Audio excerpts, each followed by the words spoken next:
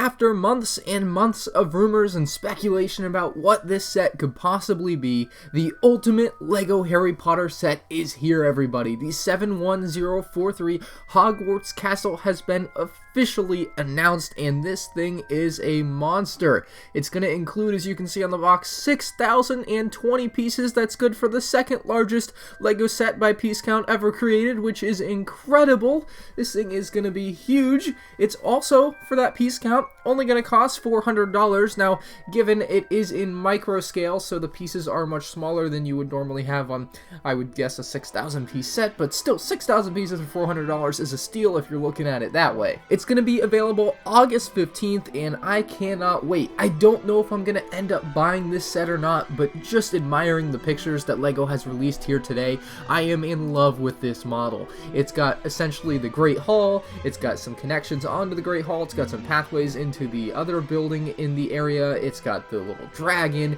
it's got boats, it's got Hagrid's hut, it's got the Whomping Willow. There are so many different things to take a look at here today. I guess we'll start by talking about the minifigures. It includes 4 regularly sized minifigures. It has Godric Gryffindor, Helga Hufflepuff, Salazar Slytherin, and Rowena Ravenclaw, with a buildable minifigure display stand, which I must say I really like. I like the way they did that because it has the sticker for each of the houses. Now, each of the figures individually does look pretty cool. They obviously kind of color match their house, except for the Hufflepuff minifigure, not quite as much. It's not in a yellow, it's more of like a tan color, which I think is funny, but every other one kind of matches their house color, which I really like. I think these figures are pretty dope. I think they're exclusive to this set, which is nice, so you can only get them here, and I'm sure that's going to make them pretty rare and pretty desirable for people that care about having a minifigure of each of the houses. But that's it for minifigures. You'd think for a $400 set you would get more minifigures, but no, LEGO has gone ahead and included 27 microfigures.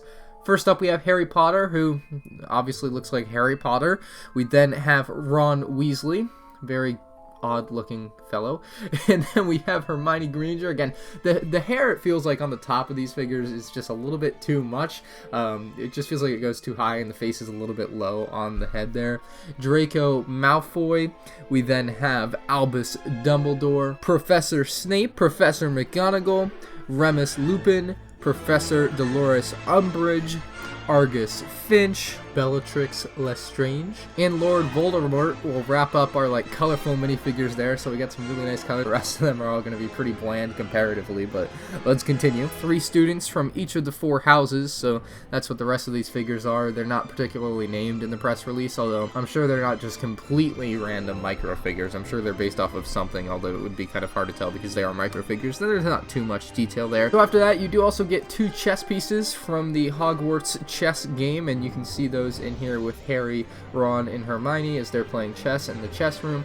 Just a black and a white microfigure, pretty straightforward. And then 5 Dementors. So those things are going to look crazy flying around your Hogwarts castle. You can see them here on the box art. Pretty scary looking. And then you also get Aragog the spider here, which is basically just a normal LEGO spider. You get some of these actually in the Aragog's lair set from Harry Potter, so not too rare there, but very cool. LEGO's kind of including one of those small spiders to represent it.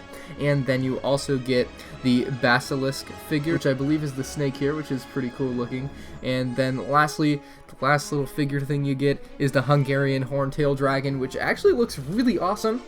His wings are actually the same piece that we saw in the Minoc from the UCS Millennium Falcon last year, so it's nice to kind of see those coming around again in another set. Made good use of them, and it looks pretty decent for a micro-scale dragon. So that's all the figures and little figure-esque things in the set. Now we can take a look at some of the interior of the Hogwarts Castle, which is just absolutely stunning in my opinion. I'm in love with it. We're about to move into the castle itself. First, we have to take a look at a couple more of the exterior accessories that are included. We'll start by taking a look at our miniature boats, which are basically made out of what LEGO usually uses as windowsills, which is just incredible. It also has some blue pieces underneath to represent it moving through the water, which I think works very, very well. We have Hagrid's hut, which has some pumpkins on the outside and looks pretty neat. I like it. It's a small design, but it works. And then we also have the Whomping Willow, which has the little car there up in its branches, which is just incredible. It's a very nice little model of the actual size Whomping Willow that we got from LEGO this year as well. And I believe it does spin around, so you can kind of play around with it just just a little bit, which is awesome. And then built out of just 4 pieces here, we have the blue car recreated in micro scale. It's such a cute little model. It's literally just a tile with a plate and then a jumper plate and then basically a Lego rollerblade piece underneath for the wheels, which is crazy. Just 4 pieces recreate that entire vehicle. So a great job by Lego with that and the Whopping Willow and the Hagrid's hut. Both the Hagrid's hut and Whopping Willow just kind of stay off to the side with the set, but still very neat to have them included. Alright, so the moment you've all been waiting for. I mean, you want to see the interior of this thing, right? There is so much going on in the interior that I don't even know what's happening in half the scenes. You know what I mean? Like, there is just so much to talk about here. Let's see if we can get through it all. First off, it has the Great Hall with buildable stained glass windows, house banners, benches, tables, flaming torches, and moving staircases. So you can see here the interior of the Great Hall looks very awesome when you put all your micro scale figures in there. You get the figures obviously from each house, so you can kind of line them up on their table with all the heads at the main table at the front of the room there, which is just incredible. The stained glass windows are simply made out of some transparent Lego pieces, which looks incredible. Of course, the moving staircases in this next picture, you can see them. You can actually spin them around, I believe, which is great, so you get that little bit of playability. I know it's very hard to have playability in a micro scale, but Lego was able to include just a little bit of it, it looks like. Of course, you have the stickers on the inside with all the moving pictures that don't really move, but it's very neat to have all those little images in there kind of in Lego form. And then you have the one girl that's kind of flying around there on the back wall at the top. You have the defense against the dark arts classroom with the sorted potion jars, and you can see that here, very neat. Definitely a lot going on in there.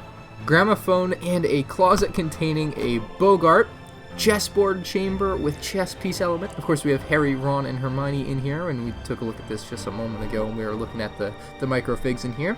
Room of requirement with assorted elements, including the Goblet of Fire and the Vanishing Cabinet. The Chamber of Secrets, of course, down at the bottom with the Basilisk and Tom Riddle's Diary. That is a pretty scary looking area. We also have the Hidden Devil's Snare Room with vine elements. Gryffindor Common Room with fireplace and seating, Professor Dolores Umbridge's office with desk, chair, and pink furnishings. Very neat. A library with bookcase and desks, and Professor Dumbledore's office with the Griffin statue entrance and memory cabinet. That is a pretty crazy list of interior features. I really love what Lego has done with this set. There are just so many different little sections and areas to the set that make it incredible, as well as the exterior itself, just on a displayability type point of view. Like, you can just put this on display and it will look incredible for any fan of Harry Potter. I guess I'll go ahead and give you the measurements of the set, because you probably want to know how big this thing is. It's 22 inches or 58 centimeters high, 27 inches or 69 centimeters wide, and 16 inches or 43 centimeters deep. That is a monster Lego set. I won't have room to display this thing, but part of me still wants to buy it. So a few things that they didn't quite mention in the press release that I do want to mention that I really like about this set is some of the rock work that they've done around the Hogwarts Castle. I think the way they built it up kind of into the landscape of what they've created here looks really good. They use some good slopes, and cheese slopes works very, very nicely. I also really like the trees that they have created. They've used a new grass stalk element, and they have created some very nice looking trees to fit into the landscape around the set. So some of the landscaping they've done around the set is something that I really wanted to highlight here with this video that I really do like about the set. I also really like the fact that you can actually have the Dementors flying around the Hogwarts Castle. They come with little clear stands, so you can literally have them tormenting or attacking everybody in the castle. It's great. I love it. And another thing I've noticed and kind of like is that the dragon can actually sit on the side of the castle, so you can have him up on one of the big spires or whatever, and he's just literally sitting on the side of the castle. Pretty darn awesome. Lots of different little things in the set. So many little details that I can't even really cover everything in this video, but just the general design of this thing. It's obviously a smaller version of what we've had with the actual Great Hall and then the Whopping Willow kind of combined and then expanded, obviously shrunken down, but just amazing on every level in my opinion. Let me know in the comments section down below, or you can actually probably vote on the poll on screen right now, whether or not you plan on buying this set. $400 for 6,020 pieces is a pretty good deal, although it is a micro scale set, I'll give it that, but it's still an awesome, amazing monster Lego set with an incredible amount of detail from obviously a very loved franchise and Harry Potter. The box art looks very, very attractive, and part of me really wants to buy this set, even though I really like Star Wars, but I also kind of like Harry Potter. And if you didn't know, I actually bought all the 2018 Harry Potter sets already, except for this one, obviously, so I might end up buying this one. Time will tell. Anyway, guys, if you enjoyed the video, hit that like button. If you're new to the channel, subscribe, and if you're excited for the Harry Potter set, let me know in the comment section down below. I'm curious what you guys think about this. I know a lot of people were disappointed when the rumors came out that it was going to be micro scale, but seeing the model now, I think I'm very happy with what LEGO has created. Let me know what you think. Thank you guys for watching. I'll see you on the next one. Peace out.